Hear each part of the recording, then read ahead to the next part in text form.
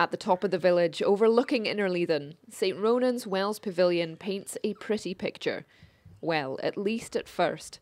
But look a little closer, and the cracks are literally beginning to show. The Wells is a very important part of our community heritage, and it's rather sad that in the last few years what was an interpretive centre has not been able to be opened.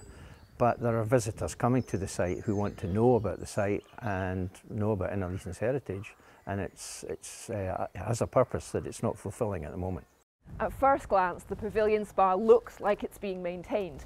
This fresh coat of paint, only a few years old, really making it stand out from its background. But the issues are there if you look a bit closer. The windows in particular, they're rotting away, they haven't been repainted, and it's just peeling off.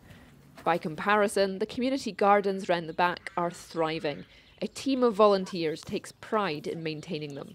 It's sad, it's just really sad. It's like having a broken tooth in your mouth, you know. It's a lovely building, it's an iconic building.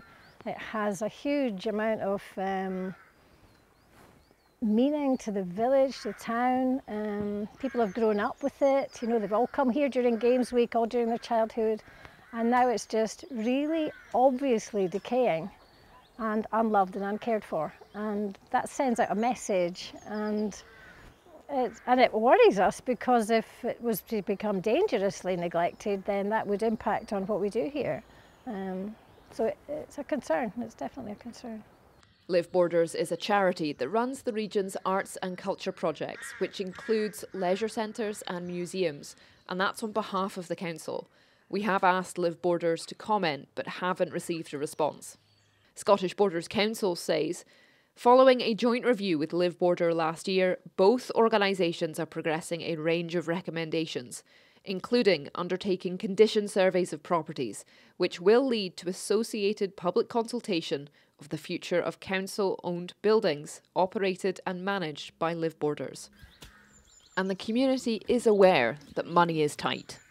Absolutely, we realise what the financial situation is, but what we're dealing with here is years and years of neglect, not just something that's happened recently.